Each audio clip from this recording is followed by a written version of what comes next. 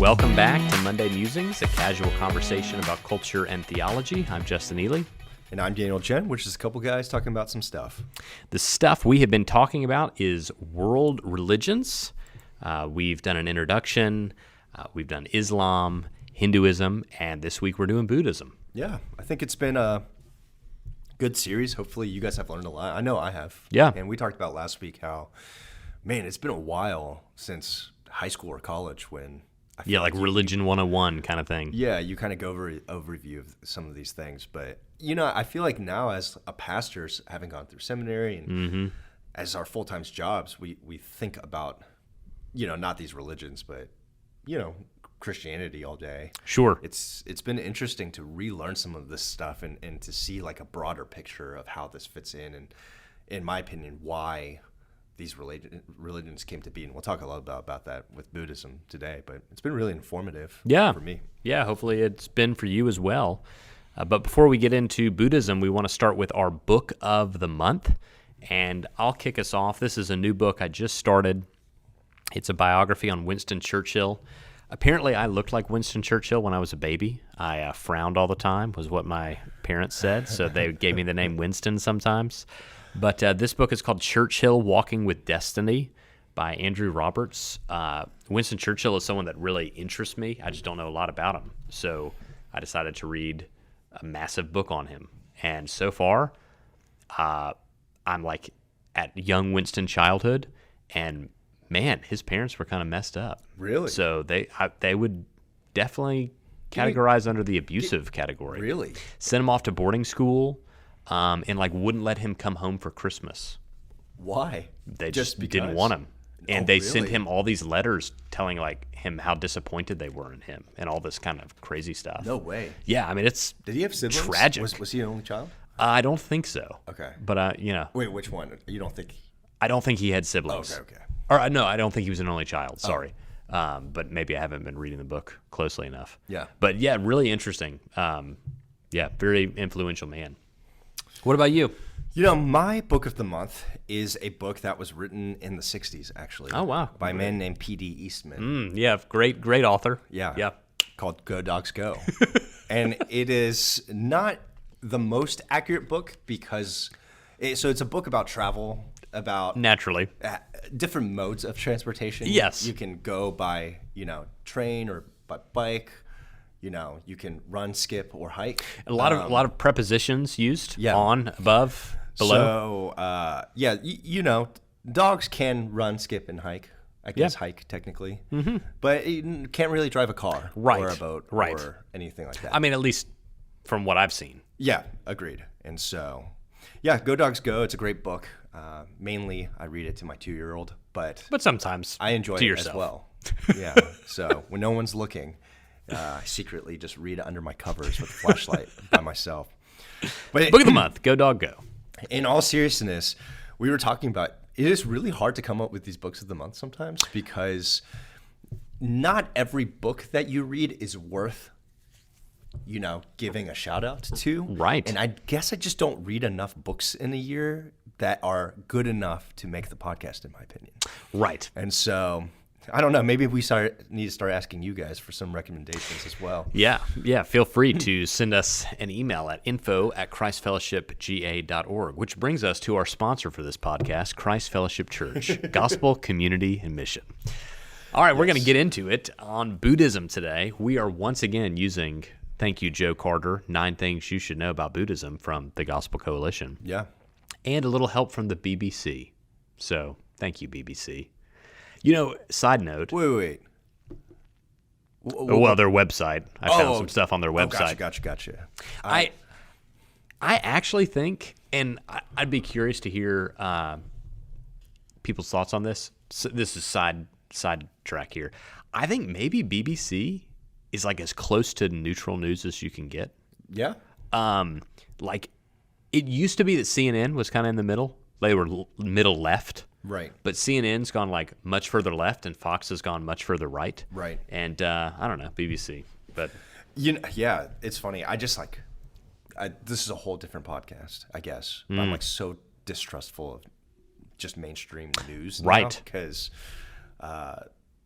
because it's not turned into news. It's turned into everything is just an opinion piece, you know? Very interesting. There's a great documentary on news called Anchorman.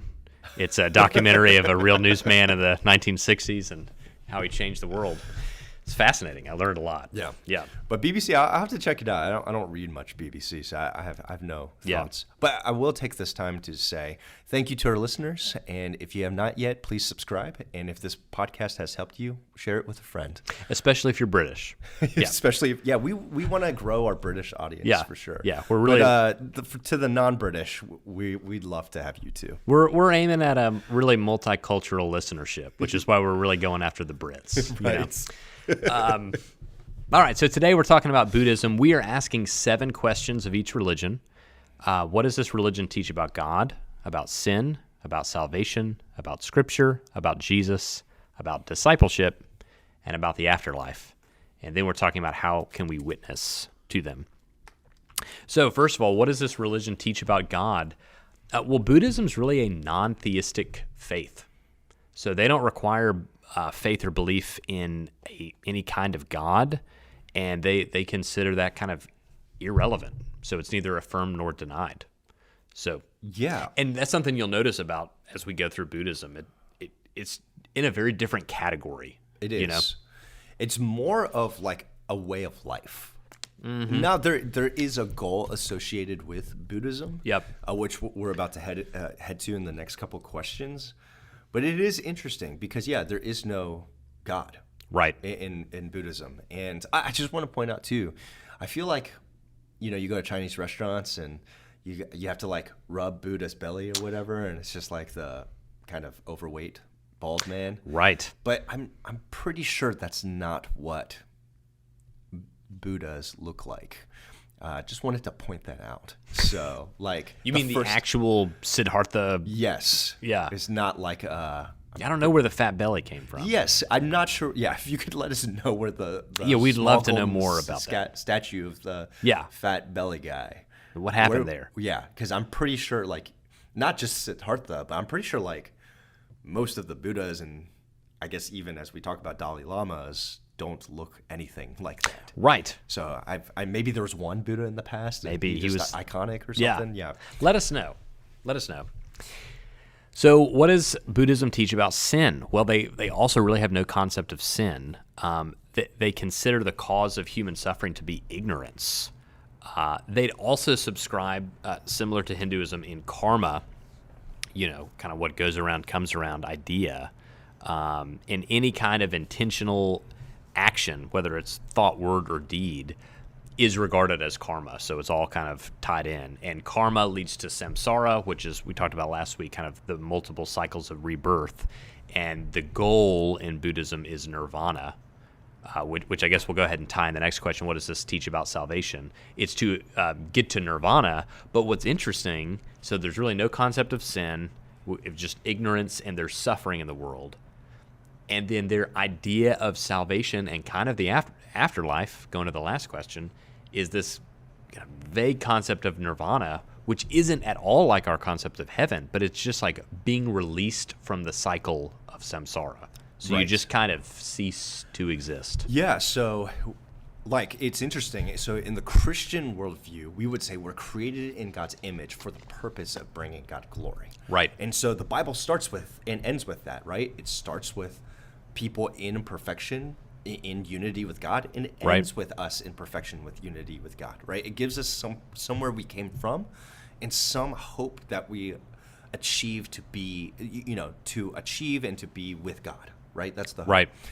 Buddhism's very different, and it's funny, especially us as like both Westerners and Christians, you have to like change your whole framework to even get into the mindset of this. Yep. And because the human life is characterized in Buddhism just by suffering, right, which is caused by ignorance. Right. And then to achieve nirvana is not to go to a place; it's an absence of a place. Yep. So it's like the opposite of heaven in some ways, not in the sense that the opposite of heaven is hell, but the opposite of heaven that we think of as like a physical place, like God, Jesus is going to bring in the new heavens and new earth. Nirvana is just the absence of kind of everything. You're released from suffering. Yep. So you kind of have Buddhism is life is characterized by suffering. So the point of life is to be released from suffering. Yep. And so it's just a very, very different way to think. Yeah, and this goes back to what we said in the beginning of when you hear the claim, all roads lead to God, or God's a mountain and we all just climb up differently or whatever. It's like, well, we're defining the top of the mountain totally differently. We're defining heaven totally differently. So, like, which heaven, which mountain? Buddhists say there is no mountain. Right. Like, the goal to get to the top of the mountain is to be freed from the mountain. Right. So, and this is, it's really important to kind of analyze these things. Yeah.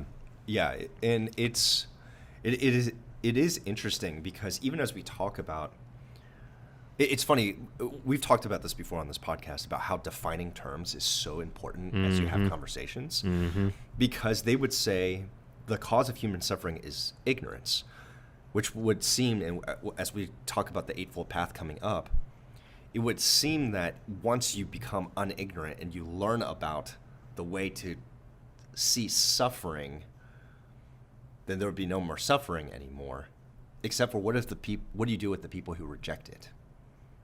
Right. They're not ignorant of it, but they still don't follow it. What do you do with that? Yeah, that's and interesting. Maybe Buddhists have an answer for that. I'm sure many people have brought up stuff. But it brings up so many questions about how this actually works, right? Yeah, that's a great point. Because we would say, I feel like, it's interesting as we study these religions, it really comes to people are searching for why are the things happening around us in the world. Yep. And as we see, there's so many different, all throughout human history, people have been trying to answer this question. And you see that these religions come out after it. And I think one thing, if you're not a Christian listening to this podcast, one of the things that I think is really compelling is to go search for who has the best answer to these questions. And I would say I confidently throw that challenge out there because I think Christianity by far and away has the best answer to why is there suffering and sin, and what is the redemption from that, and then what hope does it give overall, right? Because in some senses, I would say, man, as I reading this, I was like, there's not a lot of hope associated with this, is there? Yeah, like, your greatest hope is just to not be. Yeah. That's sad. Yeah. Yeah. I don't know about you, but I like to be. Or not to be. Right. That's the question. But you see what I mean? Absolutely. Like, I think it seems like Buddhism here, it's like being is bad. Right. Like our existence in a sense is... Your goal is just to get out. Yeah. What kind of life and hope and joy and happiness and is there in that, if that is at the core? Yep. I think those are the questions we have to ask. There's, not to go all Tolkien on you, but there's one of the great scenes in Return of the King is when Frodo wakes up. He's destroyed the ring. He's almost died. He's been in a coma or whatever. He wakes up and he sees Gandalf. And the last time he had seen Gandalf, he fell off the bridge in Moria and he died. And so he witnesses the resurrection in a sense. And then Gandalf is laughing joyfully. And Frodo asks, how can this be? Is everything sad about to come untrue? And like that's the Christian version of heaven, right? It is everything you thought you lost, you get back and more. It's just this beautiful restoration. Yeah. And in Buddhism, what you really have is everything just goes dark. Yeah. And you just don't suffer anymore. It's And even you, like in my mind, you take that a step even before that and to say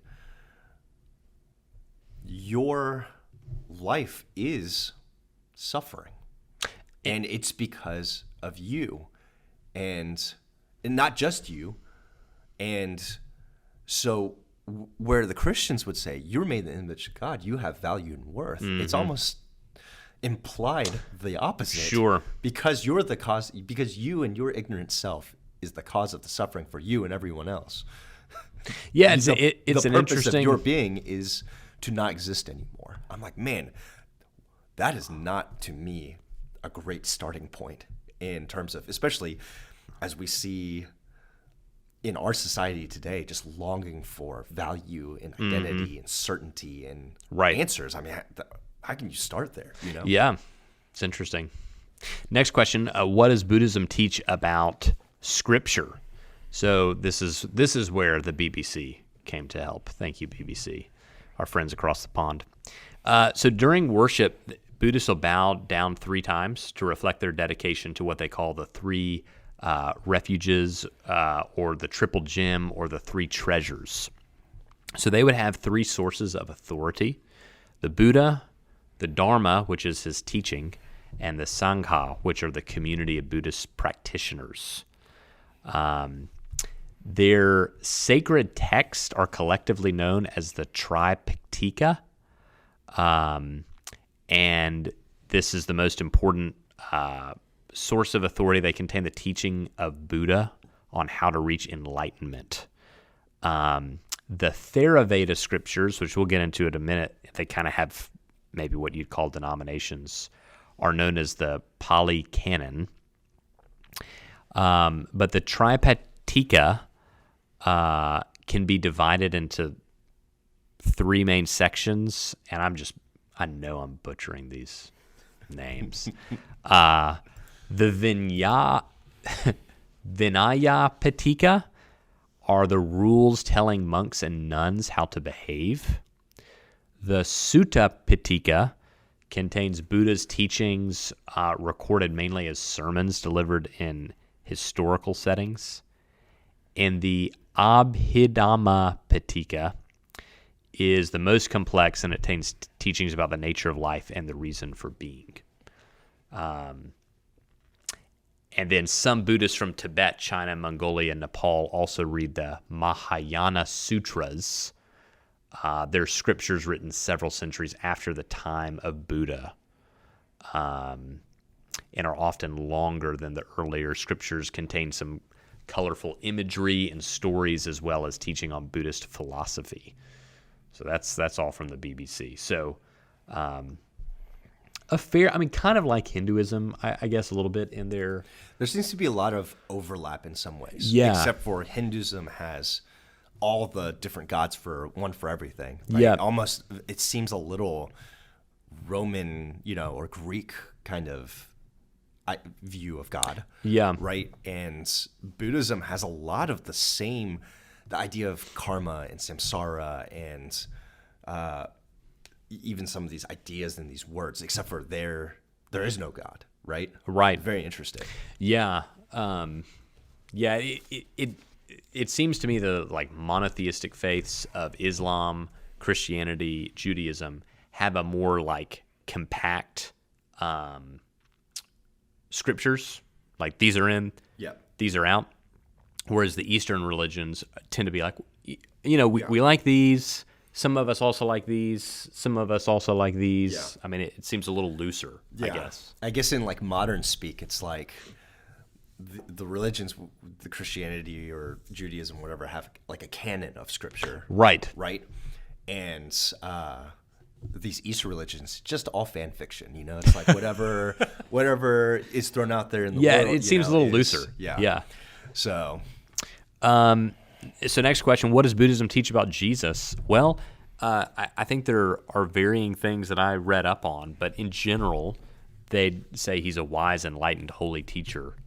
Some people seem to think that Jesus traveled over to the East to learn some. Some would say he's a reincarnated previous, teacher in Buddhism. Yeah. But, Buddhism, kind of like Hinduism, they're not going to you're not going to be able to nail them down on something specific. So they're going to kind of be positive-ish about everything.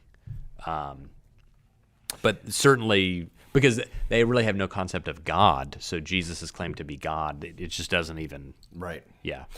But what's also interesting is that all these religions have to do something with Jesus. Like he was so influential wise and influential and holy.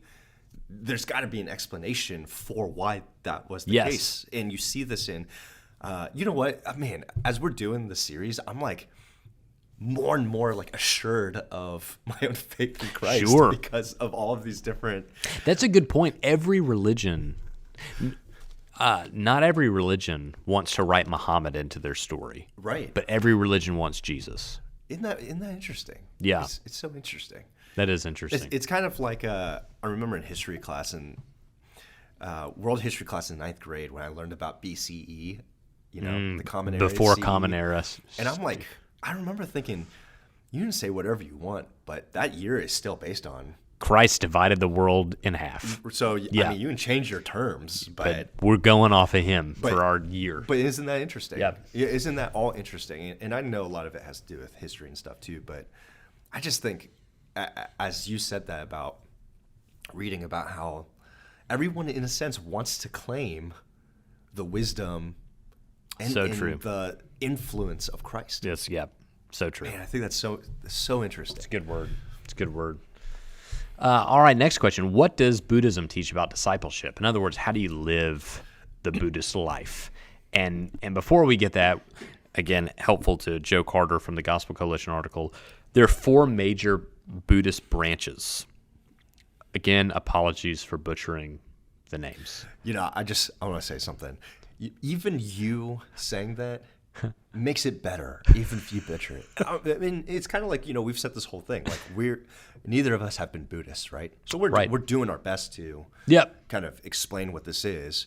But even for the words, like I've been watching this YouTuber, and it's a guy who goes like camping in negative 20-degree weather and stuff. Nope. And he brings this food, and he eats a lot of Korean like steak called bulgogi. Right. But he keeps calling it bubogi, and it drives me crazy. And even if you were like, I don't know how to say this, but I think it's called a bubogi. I'm like, well, okay. I could, like, I can live with that. Yep. Like, you, it's fine. You don't know. You're like a woodsman kind of guy or whatever. But so thank you for just even acknowledging. Hey, as my one of my friends from high school who was Chinese called me a WASP, white Anglo-Saxon Protestant.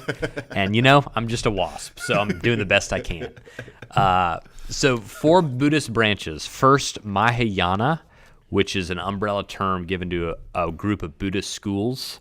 They have doctrinal diversity, but they have moral unity centered around the idea of compassion, insight, and wisdom. Second group is Theravada, which means the doctrine of the elders. They emphasize attaining self-liberation through one's own efforts. One example would be through meditation. Third group is Vajrayana, which means the vehicle of the thunderbolt. Yeah. Great name. If you were a Buddhist, I choose this one. I'd probably do just this based one. on the name. Yeah, just because I want to be the vehicle of the thunderbolt. Right. That'd be awesome. They believe that nirvana and samsara are not different, and teach that anything, including desire, can be profitably used as a means of liberation, which can be achieved within a single lifetime. So you don't have to be reincarnated a bunch. And then there's Zen Buddhism, which teaches that everyone has potential to become enlightened, and that the way to do that is through meditation. Yeah, and I think this is probably the one that has infiltrated, I don't know if that's the right U.S. word, U.S. Western culture. We kind of talked about that a little bit last week with Hinduism and yoga. Yeah. And I think you see the kind of like Zen yoga combo. Yeah. Like it's this attempt to Zen garden, Zen. Right. So those are kind of the 4 branches or denominations or whatever. As far as living the Buddhist life, what they would teach are the most important of Buddha's teachings are the 4 noble truths. Again, apologies for the name, but the 4 truths, first is dukkha, which is the truth of suffering. The second is the arising of dukkha, which are what are the causes. Third is the stopping of dukkha, the end of suffering. And the fourth is the path leading to the stopping of dukkha. So like you said earlier, it's very much centered on suffering. I mean, that's like a major theme. So part 4, the path leading to the stopping of dukkha, leads to what's called the Eightfold Path. And this is kind of how you live out the Buddhist life. So how do you get out of samsara, reincarnation, and get to nirvana? Well, you do these 8 things. First is right view. You should have an accurate understanding of the nature of things, especially the Four Noble Truths. Second is right resolve. You're to avoid thoughts of attachment, hatred, harmful intent. Third is right speech. So you should give, good speech. Don't lie. Don't have divisive speech, harsh speech, all that. Next is right action. So you're to not do deeds that would harm people, killing, stealing, sexual misconduct. Then right livelihood, you should avoid like jobs that harm others. So selling slaves, selling weapons, they'd say, animals for slaughter, intoxicants and poisons. So no gun dealers and no butchers. Yeah. Your lifelong dream of being a butcher, you can't be a Buddhist if you're a butcher. Oh man, that's so interesting. Yeah. Yeah, that's just so interesting. Yeah. Yeah. Right effort is the next one. So you're to abandon negative states of mind that have already arisen. So kind of think positive is that one. Right mindfulness, being aware of your body, your feelings, your thought, and right meditation. So single-mindedness, focusing your attention in order to reach a meditational state. So that's the Eightfold Path. Right. And that's kind of how you move out of reincarnation into nirvana. Right. It's very like you-focused. Yep. You achieving. Very you achieve. But then it's just so interesting because you're achieving to not be. Right. I don't understand that. So if you're like a Buddhist who like really likes to exist, I guess you just like. Right. Like what happens if you're like, I like my life. Or like, man, I want to live for 5,000 years. You just like keep not achieving nirvana so you can like keep. Right.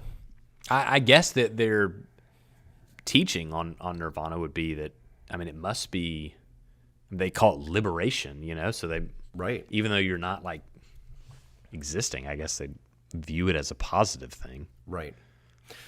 And I think reading the Eightfold Path is interesting too, because a lot of it would be like, yeah, this is what Christians should do as well. Like, sure. Maybe not some of the meditation stuff, but like the don't hate people, don't steal from people, sure. Don't kill people. Like, yeah. And I think it's interesting because no matter what, and this reminds me of Romans 1, that God has written onto our hearts, like who he is sure. and what is good and bad. Yep. And no matter what religion is, we all intrinsically have this like idea of like Buddhists, like Buddha or whatever, was able to identify sins. They wouldn't call it sin. We would call it sin. Sure. And to say, well, do the opposite of sin. Yep. I mean, C.S. Lewis. We would, as Christians, call it walk in holiness, walk in righteousness. Right. But they call it the Eightfold Path to, alleviate suffering. It's like interesting that no matter, even non-Christians are able to see good and bad. And C.S. Lewis said that, talking about God as the moral lawgiver, that every culture does have some like inherent understanding of right and wrong. And he said, every culture, every different religion disagrees on, maybe marriage, but they all agree that you just can't marry everybody. Some religions say you can have more than one wife, but they don't say everyone can be your wife. Like there is this understanding that there is a line somewhere. And you even see that with Buddhism. But what's interesting about when you compare like motives for Christianity, obeying God's law, the motive is to honor God, to glorify God, to honor someone who created you and saved you. Right. Whereas the motive for Buddhism, for right action, is really just to escape. Right. And Yeah. those are very different motives for why you do right Absolutely. things. Yeah. Yeah. And I'm just thinking, I mean, when you boil it down to it, like we do evangelism because we say we want you to be made right with God because you have value, you have intrinsic value and worth and identity, and this can give you hope and change your life for the better. Yeah. But for Buddhism, if you just boil it down to simple words, and I'm oversimplifying here, it's like, I hope you don't exist one day.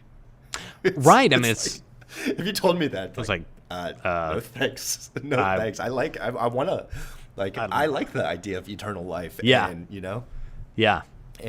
But I understand not everyone is like that either. I remember, not a Buddhist, I was talking to someone a couple years ago who told me, like, that the Christian idea of heaven was scared, like the idea of eternal scared this person.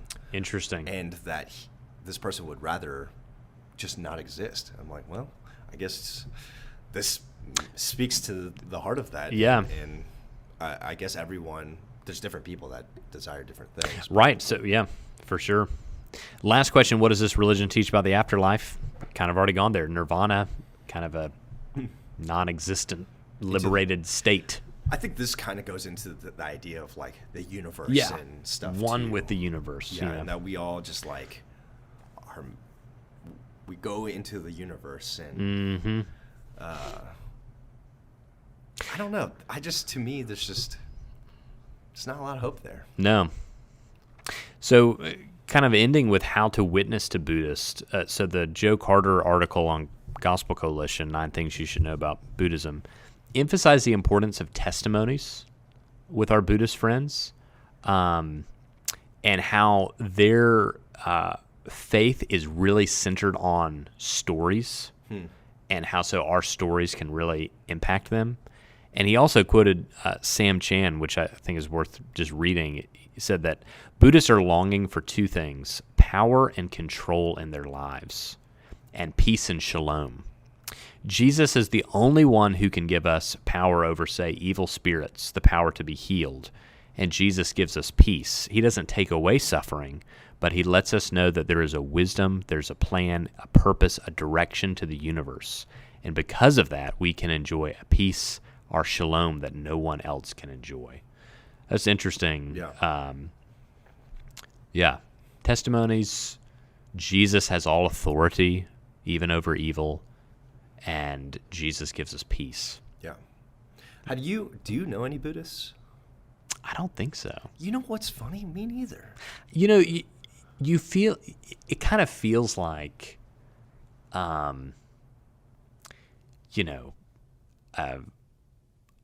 white person raised Protestant goes to some super liberal college and they like the idea of Buddhism. Like that's kind of what it feels like. Right. I don't know any. Obviously, like the actual religion is mainly centered in the East, as far as adherents It's go. something like in the high 90s percentage is Yeah. in like China and then a few countries surrounding China. Right. Yeah. But the like stereotypical impression I get within the United States are people that have they've liked to adopt a few things from it. Yeah. But I actually don't know any Buddhists. So if you're a Buddhist, we'd love to talk to you because maybe you feel like we didn't get this right, and that there are some corrections you'd like to make. So we'd love to hear from you. Yeah, we're open to that for sure. And I'm just thinking about how would I share with a Buddhist? And obviously I have no experience, but I think I would come down to this idea of like truth, right? Mm-hmm. Either there is a God or there is no God, right? Right. And if there is a God, well, we got to think about all these implications. But if there is no God, why Buddhism? Sure. You know what I mean? Like, for example, you have people who are masochists. We would say as Christians, like, well, they're that who enjoy pain and suffering, right? Mm-hmm. We would say, yeah, that's just the brokenness of sin. They need to be redeemed from that as Christians. Sure.